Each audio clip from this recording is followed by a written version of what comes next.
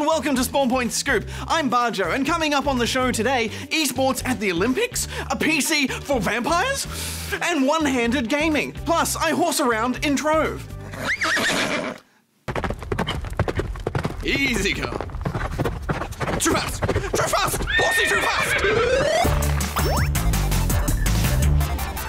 Whoa, boy! And apply the brake. But first, the news. And first up, esports could be coming to the Paris 2024 Olympic Games. Sacre bleu! The Paris Olympic Bid Committee co-president Tony Estanguet told press that talks have been scheduled between the International Olympic Committee and esports representatives to better understand esports and why they're such a success. He went on to say, and I quote, "The youth, yes, they are interested in esport and this kind of thing. Let's look at it. Let's meet them. Let's try, if we can, find some bridges." End quote. Which by no means guarantees gamers will be going for gold at the Olympics, but it certainly is an encouraging step. Next up, and Atari isn't the only retro hardware making a comeback this year, with a new entry coming from the classic Amiga computer line. The original Amigas were popular advanced personal computers sold by Commodore in the 1980s and 90s. The new Amiga will come from Apollo accelerators and be called the Vampire V4, specially designed to be more of an updated retro computer as opposed to a high-end PC. But if you want to play old Amiga games at 720p 60 frames per second, then this is the machine for you. And finally, an engineer has built special peripherals for the Nintendo Switch to help one-handed gamers. Julio Vasquez developed special grips for the Switch's Joy-Con controllers that can allow them to be easily held and played in one hand.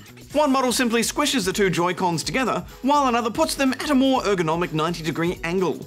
Vasquez was inspired to develop the special adapters after a friend lost one of his hands in an accident. The designs are freely available to download and 3D print. Great work, Julio. Well, that's it for the news this week. Now it's time to search for troves of treasure in Trove. Trove looks a lot like Minecraft on the surface, but it's actually more of an adventure game, and it's a massively multiplayer online game as well, so you play with lots of people from around the world. I haven't played much yet, only the opening tutorial, so let's dig in and see what it's all about. So I'm in a hub world of sorts here, and this is my guy. He's a little bit zombie, but he has a flower hat, so he's a bit spooky, but he's got a flower hat to soften the spook. I quite like him. So far I've got a bow and arrow, but I've also got a melee weapon I can choose to use, but I prefer the bow and arrow. It's much better, I think. I've also got a boomerang weapon, so you had to pick a class at the start, and I went for the one with the boomerang. Being Australian, thought that was suited. I can also throw a bomb, that's one I've unlocked, and I've got a little dodge, a little bit of dodging going on here. And they all have cooldowns, like other massively multiplayer MMOs, so you have to be careful about when you choose to use them. You can't just spam them. You can play this with a controller or a keyboard, but you kind of need the keyboard as well. Some of the shortcuts don't really work, but for all the combat and moving around, you can use a controller, so that's what we're doing today. It's a free-to-play game as well, but there are a lot of microtransactions. In fact, when I pulled up the menu, there were so many things to buy that I just wanted to close it and just experience the game without thinking about any of that stuff.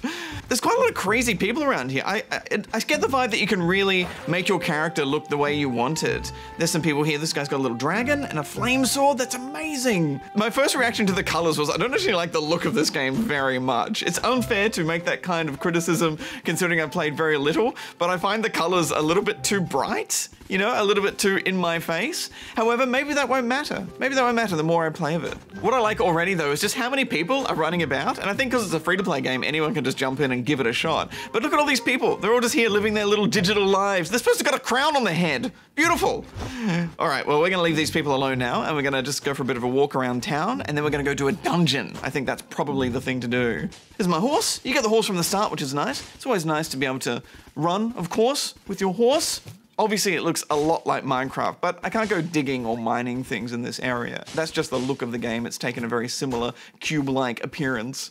Oh, wow, look at this guy's house. It's a cute little bird or a rooster or something on the front, and then you go down here. Oh, look at it. Is this someone's house? No, this is how I get to another place. Either way, this is super lavish.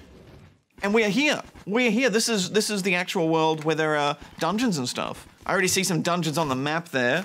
So why don't we just head to the closest one and go check it out? Okay, this is the dungeon, I think. Up the tree. That's interesting. Ah! Blah, blah, blah, blah, blah, blah, skellies! Always skellies. Always skellies. Bomb the skelly. Bomb the skelly. Yes. The classic tactic. Walk backwards and shoot. Blah, blah, blah. Eat boomerang. I think my boomerang stuns them for a period of time. And my health appears to regenerate. So as long as you can stay alive and not get down to 0 health, you can recover and you'll be fine. We're getting pretty high up. Oh, blah, blah, blah, blah. A stun. Yeah, it's a stun. It definitely stuns it. Now drop some bombs. That's what I should do. I should combine. Yeah, there we go. Combine the stun with a bomb drop. Massively multiplayer online games usually have lots of different abilities like this where you can combine them together for massive effectiveness. And in this case, if I stun an enemy and then drop a bomb on them, they will probably take a lot of damage before I really even have to fight them. No! Ugh. Oh, he's tough! This is the boss. This is the boss of the dungeon. Oh, he takes a lot of hits. Oh, no. Oh, he's doing a spin attack! No! Dodge! Oh, I did a dodge mid-air, defying physics. Spin attack! Spin attack! Ah! Oh, no! Oh, we did it! Yes! Treasure! Oh, so what did I get? It's a rare bow. Oh, I just got a rare bow! Let's equip it! Yes! I love it in games when you can hover over an item and you can see the differences in stats. And if you look there, you can see in green, if I equip this, they're the different stats I'm gonna get. Okay, well that was the first little dungeon. The boss was pretty easy, but he was definitely tougher than the enemies I found about the place. And there was a little trap here with these guys as well, so it was a pretty fun little fight. And then it gives you a portal to jump into, which takes you to the start of the dungeon, so you don't have to go all the way back down. That's pretty cool. So I finished the dungeon, and the tutorial tip told me to go back to the hub world by holding down H, and then looking for a blue portal to go in. So I'm just gonna check that out before we finish up. So there's a green one. That's the one I went in before. Oh, it's unlocked the next zone. Okay, great. Permafrost world. Oh, chill out in the permafrost world. That sounds pretty cool. And here we are. Oh, what a beautiful ice world to explore. Oh, this zone is so different from the last. I want to go in here and just do a whole bunch of dungeons and get new hats and then put on the hats and then show everyone my hats. Well, I might leave it there because I could go hat shopping all day.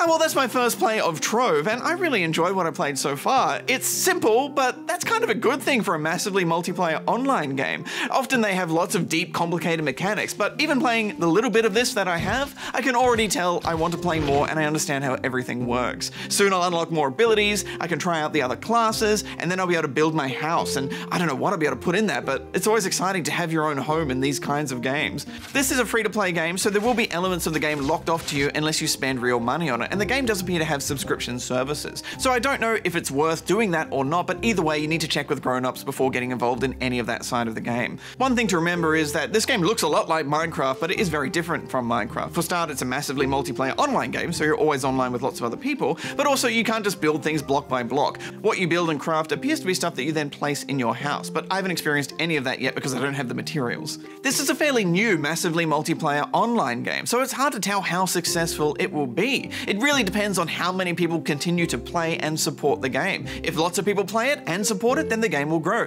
If not, then it might disappear. So only time will tell. But I'm excited to meet some other people in this game, and I've just found a thing called a rally blade. If I press E on my keyboard right now, I will be teleported to a random player in the same world. Let's go meet them. I wonder if they'll like my hat. Hello? Hello, tiger person. Hi. Well, that was a trove of fun and all the time we have for this week. Don't forget to check the ABC Me app tomorrow for a super awesome Spawn Point review. Until then, Barjo out. Okay, Philip, here we go. Release the brake, put into gear, apply the knot.